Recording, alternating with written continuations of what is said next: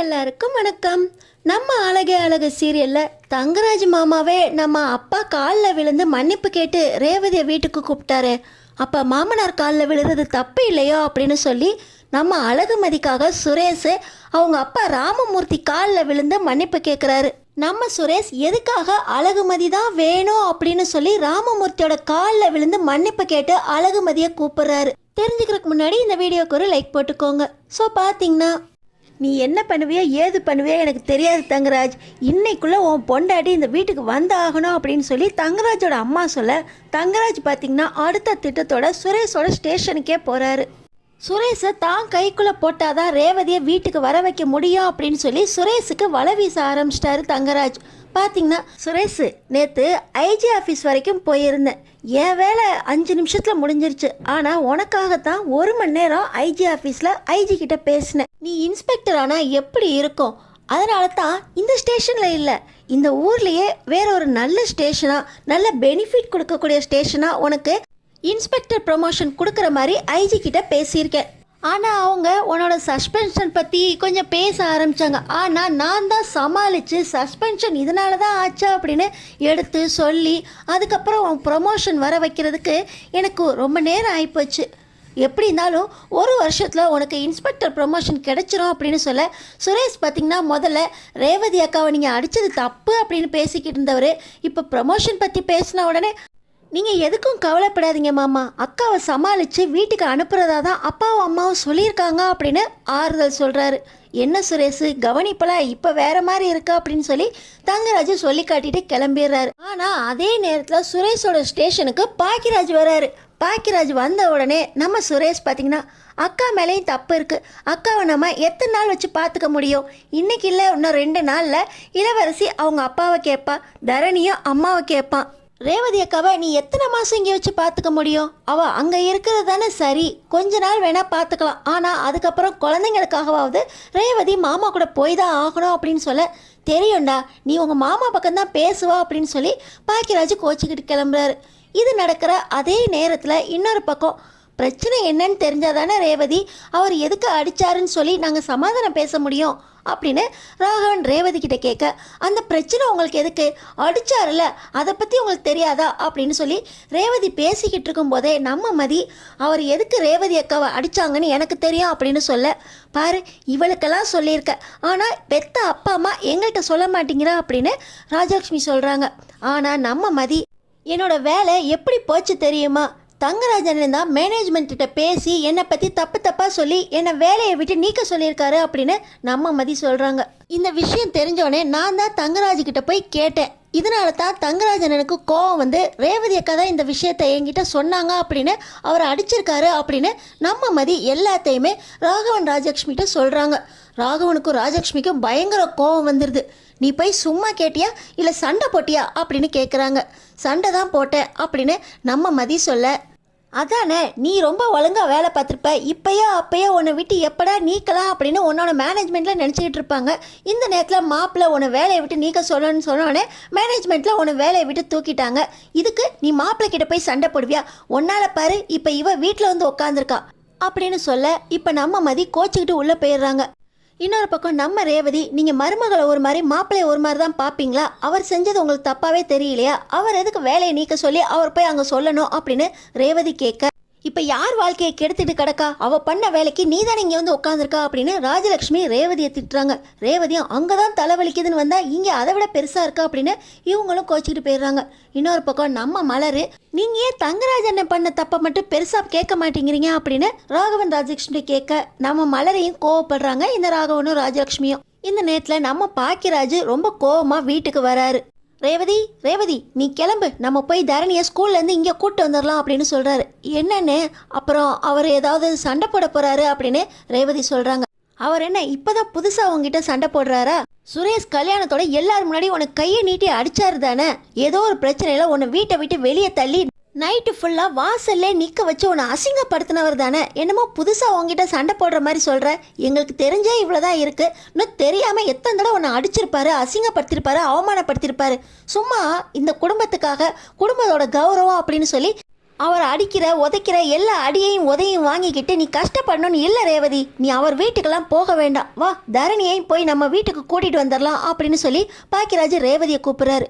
என்னடா சொல்கிற, மாப்பிள்ளை இவ்வளவெல்லாம் பண்ணாரா? அது மட்டும் இல்லைம்மா, நம்ம தரணிக்கும் இளவரசிக்கும் காது குத்து ஃபங்க்ஷன் வச்சுருந்தார்ல, அங்கே வச்சோம் நான் செயின் கம்மெல்லாம் போட்டதுக்கு ரேவதி நீ தான் உக்காரணும்னு சொல்லி என்ன உட்கார வச்சிச்சுல, அதுக்காகவும் ரேவதியை போட்டு கோயிலே வச்சு அடித்தாருமா. ரேவதி அன்னைக்கும் ரொம்ப சோகமாக தான் இருந்துச்சு. நம்மள்ட்ட எதையுமே இது வரைக்கும் சொன்னதே இல்லை. இந்த தடவை தான் ஏதோ நான் தெரிஞ்சு கூட்டு வந்துட்டேன்னு இங்கே இருக்குது. இனிமேல் ரேவதி நிம்மதியாக இருக்கணும், சந்தோஷமாக இருக்கணும். அதுக்கு நம்ம வீட்டு பொண்ணா ஏன் தங்கச்சியாக இங்கேயே இருக்கட்டும் அப்படின்னு சொல்லி பாக்கியராஜ் சொல்கிறாரு. என்ன சொல்கிற பாக்கியராஜ், காது குத்து ஃபங்க்ஷனில் கோயிலே வச்சு ரேவதியை அடித்தாரா? வீட்டுக்கு வெளியே நிற்க வச்சு ரேவதியை கொடுமைப்படுத்தினாரா? இதெல்லாம் எங்களுக்கு தெரியாதே பாக்கியராஜ். ரேவதி அண்ணன் சொல்கிறதெல்லாம் உண்மையா? இதெல்லாம் உண்மையிலேயே மாப்பிள்ளை பண்ணாரா அப்படின்னு சொல்லி ராஜலக்ஷ்மி ராகவனும் ரேவதியை கேட்டுக்கிட்டு இருக்கும்போதே இப்போ சுரேஷ் உள்ள வராரு. தெரியும்ண்ணே, நீ என்கிட்ட பேசிட்டு வந்ததுக்கப்புறம் நேராக இங்கே தான் வருவேன்னு தெரியும். ரேவதியை இங்கேயே வைக்கிறதுக்காக நீ என்னென்ன திட்டம்லாம் போட போகிற? தரணியை கூட்டிகிட்டு வந்து இங்கே வச்சிருக்க போறியா? மாமா பாவண்ணே, மாமா ஒரு தடவை கையை நீட்டி அடித்ததுக்கு இப்படி ரேவதியை இங்கே கொண்டு வந்து வச்சிருக்கியே, இதெல்லாம் தப்பாக தெரியல. மாமாவும் ரேவதியும் சேர்ந்து வாழ்கிறது தான் நல்லது. அதுதான் தரணிக்கும் இளவரசிக்கும் வாழ்க்கைக்கு எதிர்காலத்துக்கு நல்லது அப்படின்னு சொல்லி சுரேஷ் சொல்கிறாரு. டேய் சுரேஷ், என்னடா சொல்லிக்கிட்டு இருக்க? மாப்பிள்ளை இப்போ மட்டும் நம்ம ரேவதியை அடிக்கலையாம். காது குத்து ஃபங்க்ஷனில் உன்னோட கல்யாணத்தில் எப்பயோ ஒருக்க வீட்டை விட்டு வெளியவே நிற்க வச்சிருக்காரு நம்ம மாப்பிள்ளை. இது வரைக்கும் நம்ம ரேவதி எதையுமே வாயை திறந்து சொல்லலடா. எல்லாம் உங்கள் அண்ணனுக்கு தெரிஞ்சிருக்கு. அதனால தான் இந்த தடவை அடித்தாலும் பரவாயில்ல, திட்டினாலும் பரவாயில்ல அப்படின்னு சொல்லி ரேவதி இங்கே கூட்டிகிட்டு வந்திருக்காருடா அப்படின்னு சொல்லி ராஜலக்ஷ்மி சொல்கிறாங்க. அம்மா நீ வேறம்மா, இவன் மேலே தப்பு இல்லாமல மாமா அடிச்சிருக்க போகிறாரு அப்படின்னு சொல்லி சுரேஷ் சொல்கிறாரு. என்ன தப்பாவே இருக்கட்டும் சுரேஷ், அதுக்காக பொம்பளை பிள்ளைய கையை நீட்டி அடிப்பாங்களா அப்படின்னு சொல்லி ராகவன் கேட்குறாரு. அப்பா நான் கூட தான் அன்றைக்கி மதிய கையை நீட்டி அடித்தேன். அதுக்கப்புறம் 2 பேரும் மன்னிப்பு கேட்டு சமாதானம் ஆகலையா? மாமா இங்கே வந்து உங்கள் காலிலே விழுந்து மன்னிப்பு கேட்டார். ரேவதி கிட்டையும் இனிமேல் நான் உன்னை அடிக்க மாட்டேன், எந்த காரணத்தை கொண்டு கோவமாகவும் உங்ககிட்ட பேச மாட்டேன் அப்படின்னு ரேவதி கிட்ட கையெடுத்து கும்பிட்டு மன்னிப்பு கேட்டார். இன்னைக்கு ஸ்டேஷனுக்கும் வந்திருந்தாருப்பா மாமா. மாமா வந்து ரொம்ப வருத்தப்பட்டார். கல்யாணம் ஆகி இத்தனை வருஷத்தில் ரேவதியை பத்திரமா தானே பார்த்துக்கிட்டு இருந்தாரு. அவ்வளோ வசதியான வாழ்க்கையை கொடுத்துருக்காரு. ரேவதி ஏதாவது தப்பு பண்ணியிருக்கும்பா, அதனால தான் ரேவதியை கையை நீட்டி அடிச்சிருக்காரு. அண்ணன் சொல்கிற மாதிரி ரேவதியை இங்கே நம்ம எத்தனை மாதம் வச்சிருக்க முடியும்? தரணியும் இளவரசியும் எப்படியாவது அப்பாவையும் அம்மாவையும் மாற்றி மாற்றி கேட்காங்க. குழந்தைக்காகவாவது நம்ம ரேவதியை அவங்க வீட்டுக்கு அனுப்பியே ஆகணும். ரேவதியை சமாதானப்படுத்தி நீங்கள் வீட்டுக்கு அனுப்புங்கப்பா அப்படின்னு சொல்லி சுரேஷ் சொல்கிறாரு. டேய் சுரேஷ், என்ன பேசிக்கிட்டு இருக்க? ரேவதி இங்கே தான் இருப்பா, நீ பார்த்துக்க வேண்டாம், என் தங்கச்சியை நான் பார்த்துக்குவேன். அவளை அனுப்ப சொல்கிறதுக்கு உனக்கு எந்த உரிமையும் கிடையாது அப்படின்னு சொல்லி பாக்கியராஜ் சுரேஷோட சட்டையை பிடிக்கிறாரு. இப்போ நம்ம மதி வந்துடுறாங்க. என்ன பண்ணிக்கிட்டு இருக்கீங்க 2 பேரும்? யார் பண்ண தப்புக்கு யார் சண்டை போகிறது? எல்லாம் என்னால் வந்தது. அவரால் தான் என் வேலை போச்சுன்னு தெரிஞ்சதுக்கப்புறம் நான் அமைதியாக இருந்திருக்கணும். நான் இதை போய் நியாயம் கேட்குறேன்னா அவர் வீட்டில் போய் சண்டை போட்டில்ல, அது ஏன் தப்பு தான். ஆனால் அமைதியாக இருந்தே நான் வேலையை சாதிச்சிருக்கணும். ஆனால் கண்டிப்பாக யார் என்ன சொன்னாலும் சரி, நீங்கள் சண்டை போட்டாலும் சரி, 3 மாதத்தில் இன்னொரு வேலையை தேடி அவரோட இன்ஃப்ளூயன்ஸ் இல்லாத இடத்துல நல்ல வேலையை நான் வேலை தேடிக்குவேன் அப்படின்னு சொல்லி நம்ம மதி சொல்கிறாங்க. என்ன சொல்லிக்கிட்டு இருக்க? உன்னால தான் மாமா ரேவதி அடித்தாரா அப்படின்னு சொல்லி சுரேஷ் கேட்குறாரு. ஆமாண்டா சுரேஷ், இவ தான் தங்கராஜ் மாப்பிள்ளை தான் இவளோட வேலைக்கு போனதுக்கு காரணம் அப்படின்னு சொல்லி மாப்பிள்ளை வீட்டுக்கே போய் மாப்பிள்ளைக்கிட்டேயே கையை நீட்டி சண்டை போட்டிருக்கா. அந்த கோவத்தில் தான் இந்த விஷயத்த நீ எதுக்கு அங்கே போய் சொன்னா அப்படின்னு மாப்பிள்ளை அடிச்சிருக்காரு. அதனால தான் ரேவதி அழுதுகிட்டு இருந்திருக்கு. ரேவதி அடிச்சிட்டாங்களேன்னு உங்கள் அண்ணன் இங்கே கூட்டிகிட்டு வந்திருக்கான். இந்த விஷயத்தில் மாப்பிள்ளை மேலே தப்பே இல்லைடா, எல்லாம் அந்த சண்டைக்காரியால் வருது அப்படின்னு சொல்லி ராஜலக்ஷ்மி சொல்கிறாங்க. ஓஹோ, இந்த மகாராணி தான் அங்கே போய் சண்டை போட்டு மாமா கோவத்தில் ரேவதி அடித்தாரா? இப்போ தானே தெரியுது பிரச்சனைக்கெல்லாம் மூல காரணம் இவ தான் அப்படின்னு. இவளை சும்மாவே விடக்கூடாது அப்படின்னு சொல்லி மறுபடியும் சுரேஷ் பார்த்திங்கன்னா நம்ம மதிய கையை வாங்கிட்டு வராரு. இந்த நேரத்தில் சமரசம் பண்ணி வச்சிட்டோம், இருந்தாலும் பொண்ணை பார்க்காம இருக்க முடியாது அப்படிங்கிறதுக்காக முதல் முறையாக இந்த வீட்டிலேருந்து கூப்பிடாமலேயே நம்ம மதியோட அப்பாவும் அம்மாவும் மதியை பார்க்கறதுக்காக வராங்க. கரெக்டாக இந்த நேரத்தில் தான் சுரேஷ் மதியை கையை வாங்கிக்கிட்டு இருக்காரு. மாப்பிள்ள நிறுத்துங்க, எதுக்காக என் பொண்ணை அடிக்க போறீங்க அப்படின்னு சொல்லி ராமமூர்த்தி சுரேஷோட கையை பிடிக்கிறாரு. உங்கள் பொண்ணு எப்போ இந்த வீட்டுக்கு வந்தாலோ அப்பையிலேருந்தே இந்த வீட்டில் ஒரே பிரச்சனை தான். பிரச்சனை, சண்டை, சச்சரவு எல்லாமே மாற்றி மாற்றி தலையை பிக்குது. உங்கள் பொண்ணு இந்த மதி பண்ண வேலையால் இன்னைக்கு எங்கள் அக்கா ரேவதியும் இந்த வீட்டில் தங்கராஜ் மாமாவோட சண்டை போட்டு வந்து உட்காந்துருக்கா அப்படின்னு சொல்லி சுரேஷ் சொல்கிறாரு. மாப்பிள்ளை சொல்கிறதெல்லாம் உண்மையாம்மா?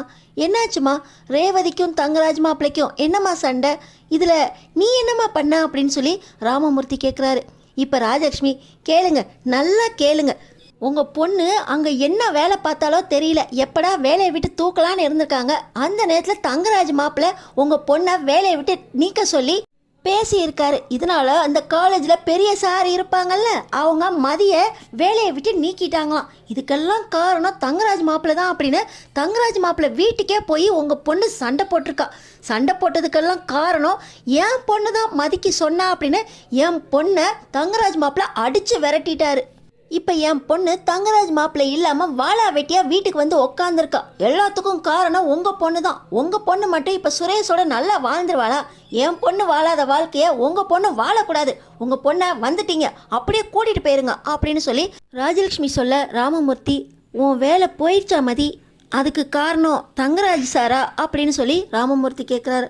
ஆமாப்பா, அவர் தான் காலேஜ் மேனேஜ்மெண்ட்டை கரஸ்பாண்டன்ட் கிட்ட போய் பேசி என் வேலை போயிடுச்சுப்பா. இதுக்கு ஒரு நியாயம் கேட்க போனால் அவர் ரேவதி அக்காவை அடித்து விரட்டிட்டார். ஆனால் அதுக்கெல்லாம் காரணம் நான் தான் அப்படின்னு வீட்டில் ஒரே பிரச்சனையாக இருக்குது. நான் சண்டை போட போயிருக்க கூடாது தான், ஆனாலும் அவர் அடித்தது தப்பு இல்லை அப்படின்னு இவங்களாம் பேசுகிறாங்க அப்படின்னு மதி சொல்கிறாங்க. நீ இதுக்கு மேலே இங்கே இருக்க வேண்டாம் மதி. இந்த வீட்டில் எந்த பிரச்சனை வந்தாலும் இனிமேல் ஓன் தலையை தான் உருட்டுவாங்க. நீ அப்பா கூட வந்துரு மதி அப்படின்னு சொல்லி ராமமூர்த்தி சொல்கிறாரு. ஆமாம், உங்கள் பொண்ணு மேலே எந்த தப்புமே இல்லை, எல்லா தப்புமே எங்கள் மேலே தான். நாங்கள் தான் இந்த வீட்டில் அவளை கொடுமைப்படுத்திக்கிட்டு இருக்கோம் அப்படின்னு சொல்லி ராஜலக்ஷ்மி சொல்கிறாங்க. என்ன சம்மந்தி பேசியிருக்கீங்க? நீங்கள் பெற்று வளர்த்த பொண்ணை உங்கள் மாப்பிள்ளை கையை நீட்டி அடித்து விரட்டியிருக்காரு. ஆனால் அந்த மாப்பிள்ளைக்கு சாதகமாக பேசுகிறீங்க. இந்த வீட்டில் எவ்வளவு திட்டினாலும் சரி, எவ்வளவு அடித்தாலும் அமைதியாக இருக்கிற என் பொண்ணை தப்பு சொல்கிறீங்க. எது நியாயம்னு பேசுகிற என் பொண்ணு உங்களுக்கு தப்பாக தெரிகிறாளா? நீங்கள் உங்கள் மாப்பிள்ளைக்கிட்ட என் பொண்ணை ஏன் அடிச்சிங்கன்னு நியாயம் கேட்க மாட்டிங்களா? என்ன இருந்தாலும் கை ஓங்குறது தப்பு தானே அப்படின்னு இப்போ பேசுகிறீங்களே. என் பொண்ணையும் உங்கள் பையன் கையை நீட்டி அடித்தாரே, அப்போ புருஷன்னா பொண்டாட்டியை அடிக்க தானே செய்வான் அப்படின்னு என் பொண்ணை உங்கள் பையன் அடித்தப்ப பேசுனீங்களே. இப்போ மட்டும் தங்கராஜ் மாப்பிள்ளை அடித்தாருன்னு சொல்லி உங்கள் பொண்ணை வீட்டுக்கு கூட்டிகிட்டு வந்து வச்சுருக்கீங்க அப்படின்னு சொல்லி ராமமூர்த்தி கேட்குறாரு. என் பொண்ணு சண்டை போட்டா அப்படின்னு சொல்லி வீட்டுக்கு பஞ்சாயத்தை கூட்டி எங்கள் 2 பேரையும் இங்கே வர வச்சு நிற்க வச்சு கேள்வி கேட்டிங்களே. இப்போ உங்கள் பொண்ணு அந்த வீட்டில் சண்டை போட்டிருக்காங்கல்ல, இப்போ நீங்கள் அங்கே போய் உங்கள் மாப்பிள்ளை வீட்டில் சமாதானம் பேச மாட்டிங்களா? நீங்கள் போய் பஞ்சாயத்து பேச மாட்டிங்களா அப்படின்னு சொல்லி ராமமூர்த்தி கேட்குறாரு. என்ன பேசிக்கிட்டு இருக்கீங்க? எங்கள் குடும்பமும் உங்கள் குடும்பமும் ஒன்றா? என் பொண்ணு மாப்பிள்ளை வீட்டில் சண்டை போட்டிருக்கா அப்படின்னு மாப்பிள்ளை இங்கே வந்து எங்கள் காலில் விழுந்து மன்னிப்பு கேட்டார். ஓஹோ, தங்கராஜ் சாரே உங்கள் வீட்டில் வந்து மன்னிப்பு கேட்டாரா? அப்படி பார்த்தா என் பொண்ணு தான் வேணும் அப்படின்னு சொல்லி உங்கள் பையன் என் வீட்டில் வந்துல என்கிட்ட மன்னிப்பு கேட்டு என் பொண்ணை சமாதானப்படுத்தியிருக்கணும். ஆனால் நீங்கள் அப்படி பண்ணலையே. என் பொண்ணு தப்பு பண்ணிட்டா அப்படின்னு சொல்லி எங்கள் 2 பேரையும் இங்கே கூப்பிட்டு வச்சுல நீங்கள் பஞ்சாயத்து பேசுனீங்க. நீங்கள் உங்கள் மாப்பிள்ளை வீட்டுக்கு போய் அவங்க வீட்டில் ஏன் பஞ்சாயத்து பண்ணல அப்படின்னு சொல்லி ராமமூர்த்தி கேட்குறாரு. இப்போ நாங்கள் வீட்டுக்குள்ளே நுழையும் போது கூட உங்கள் பையன் என் பொண்ணை அடிக்கிறதுக்கு கை ஓங்கியிருந்தார். நான் தடுக்காட்டினா என் பொண்ணுக்கு இதே நிலைமை தானே. என் பொண்ணையும் நீங்கள் அடித்து கொடுமைப்படுத்தி வீட்டில் வச்சுருப்பீங்க. எங்கள் வீட்டிலேருந்து நாங்கள் கூட்டிகிட்டு போனால் உங்கள் பையன் என் காலில் விழுந்து மன்னிப்பு கேட்பாரா அப்படின்னு சொல்லி ராமமூர்த்தி கேட்க, நான் எதுக்கு என் கண்டவன் காலிலலாம் விழணும் அப்படின்னு சொல்லி சுரேஷ் கேட்குறாரு. அப்போ இந்த வீட்டு மருமகளுக்கு ஒரு நியாயம், மாப்பிள்ளைக்கு ஒரு நியாயமா? என்ன சார் உங்கள் நியாயம்? பஞ்சாயத்து பேசணும் அப்படின்னா உங்கள் வீட்டுக்கு தான் நாங்கள் வரணும். என் பொண்ணை நீங்கள் அடிச்சிங்கன்னா என் பொண்ணு திருப்பி அடித்தா என் பொண்ணு மன்னிப்பு கேட்கணும், நீங்கள் மன்னிப்பு கேட்க மாட்டீங்க. ஆனால் உங்கள் மாப்பிள்ளை அடித்தார்னா உங்கள் வீட்டுக்கு வந்து உங்கள் மாப்பிள்ளை உங்கள்கிட்ட காலில் விழுந்து மன்னிப்பு கேட்டு உங்கள் பொண்ணை கூப்பிடணும். எல்லாத்துலேயுமே நீங்கள் தான் முன்னாடி நிற்கணும்னு நினைக்கிறது எந்த விதத்தில் சார் நியாயம்? உங்கள் பொண்ணு தப்பே பண்ணாதப்போ உங்கள் மாப்பிள்ளை அடித்தாருன்னு கோவப்படுறீங்களே. என் பொண்ணு தப்பே பண்ண மாட்டா. அவளை நீங்கள் அடிக்கிறதுக்கு உங்களுக்கு என்ன சார் உரிமை இருக்குது? என் பொண்ணை நான் கூட்டிகிட்டு போகிறேன். என் பொண்ணு வேணும்னா நீங்கள் வீட்டுக்கு வந்து மன்னிப்பு கேட்டு என் பொண்ணை கூட்டிகிட்டு போகணும். இல்லை என் பொண்ணு என்னென்ன செய்வா அப்படின்னு உங்களுக்கே தெரியும்ல அப்படின்னு சொல்லி மதியை நான் என் பொண்ணை வீட்டுக்கு கூட்டிகிட்டு போகிறேன் அப்படின்னு சொல்ல, மதி பார்த்தீங்கன்னா அப்பா நான் உங்கள் கூட வரணுமா அப்படின்னு கேட்குறாங்க. ஆமாம்மா, நமக்கு ஒரு நியாயம் கிடைக்கணும் அப்படின்னா இவங்க பள்ளியிலே போனால் தான் நம்மளுக்கு கிடைக்கும் அப்படின்னு சொல்லி ராமமூர்த்தி மதியை கூப்பிட்றாரு. இப்போ சுரேஷுக்கு பயம் அழுக்க ஆரம்பிச்சிருது. என் பொண்ணு என்ன பண்ணுவா தெரியும்ல அப்படின்னு ராமமூர்த்தி கேட்கையிலேயே மதியை நம்ம அடித்தோம்னா மதி நேராக போலீஸ் ஸ்டேஷனுக்கு வந்து ஏன் ஸ்டேஷன்லேயே ஏன் மேலேயே ஏங்கிட்டே கம்ப்ளைண்ட் கொடுப்பா. ஆனால் அங்கே இருக்க இன்ஸ்பெக்டரு என்னையா இப்பயாவது உன் பொண்டாட்டி கூட சந்தோஷமா இருக்கியா இல்லை உன் பொண்டாட்டி உன் மேலே வந்து கேஸ் கொடுக்க போகிறாங்களா? உன் வீட்டு பிரச்சனையே உன்னால் தீர்த்துக்க முடியல, இதில் நீ ஸ்டேஷன் பிரச்சனையை தீர்த்துக்க போறியா அப்படின்னு அப்பயே அசிங்கப்படுத்தினாரு. இந்த மதி மட்டும் நமக்கு எதிராக ஸ்டேஷனில் வந்து கேஸ் கொடுத்தா இதுக்கு மேலே நம்ம வேலையும் கிடைக்காது, ஹராஸ்மெண்ட் கேஸில் கண்டிப்பாக நம்மளையும் அரெஸ்ட் பண்ணிடுவாங்க. இதில் அப்பாவே அம்மாவே ஸ்டேஷனுக்கு வர வச்சு அவங்க மேலே ஏதாவது கேஸ் போட்டுருவாங்க. மதி அவங்க அப்பா கூட வீட்டுக்கு போகவே கூடாது, மதியை எப்படியாவது சமாதானம் பண்ணி நம்ம வீட்டிலே இருக்க வைக்கணும் அப்படின்னு சொல்லி சுரேஷ், மதி நீ உங்கள் அப்பா அம்மா கூட போக வேண்டாம், இங்கேயே இருக்கலாம், நான் இனிமேல் உன்னை அடிக்க மாட்டேன் அப்படின்னு சொல்கிறாரு. ஆனால் நம்ம மதி, நீங்கள் அடிக்க மாட்டீங்க, கையை ஓங்கிட்டு வந்தீங்களே அப்படின்னு சொல்லி மதி சொல்கிறாங்க. நான் தான் உங்ககிட்ட மன்னிப்பு கேட்டேனே நேற்று நைட்டு கூட அப்படின்னு சொல்கிறாங்க.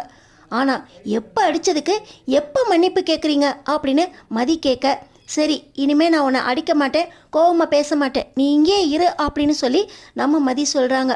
ஆனால் ராமமூர்த்தி, இல்லை மாப்பிள்ள, நீங்கள் எப்போ வேணால் என் பொண்ணை கை ஓங்குவீங்க, நான் என் பொண்ணை கூப்பிட்டு போகிறேன், அங்கே வச்சு பேசிக்கலாம் அப்படின்னு ராமமூர்த்தி சொல்கிறாரு. உடனே நம்ம சுரேஷ் ராமமூர்த்தி காலிலே விழுந்து, உங்கள் பொண்ணை தயவு செஞ்சு கூட்டிகிட்டு போகாதீங்க சார், உங்கள் பொண்ணை இனிமேல் நான் பத்திரமா பார்த்துக்குவேன், ஒரு துரும்பு கூட படவிடாமல் பார்த்துக்கிறேன் அப்படின்னு மன்னிப்பு கேட்குறாரு. இந்த சுரேஷ் எப்போ தான் திருந்த போகிறாரோ. தங்கராஜ் வீட்டுக்கு வந்து மாமனார் மாமியார் காலிலே விழுந்து நம்ம ரேவதிக்கிட்டையும் மன்னிப்பு கேட்டாரு அப்படிங்கிற காரணத்துக்காக தான் நம்ம சுரேஷும் மதியை அடித்ததுக்காக அன்னைக்கு நைட்டு நம்ம மதிக்கிட்ட மன்னிப்பு கேட்டார். நம்ம தங்கராஜ் காலில் விழுந்து மன்னிப்பு கேட்டாரு அப்படிங்கிற காரணத்துக்காக இன்னைக்கு மதியோட அப்பா அம்மா காலிலையும் விழுந்து மன்னிப்பு கேட்டிருக்காரு. தங்கராஜ் மாப்பிள்ளை செஞ்சாதான் சுரேஷ் செய்கிறாரு. எப்போ தான் இந்த சுரேஷ் திருந்த போகிறாரு? அடுத்தடுத்து என்ன நடக்க போகுதுன்னு தெரிஞ்சுக்கிறதுக்கு நம்ம சேனலை சப்ஸ்கிரைப் பண்ணி தொடர்ந்து பாருங்கள்.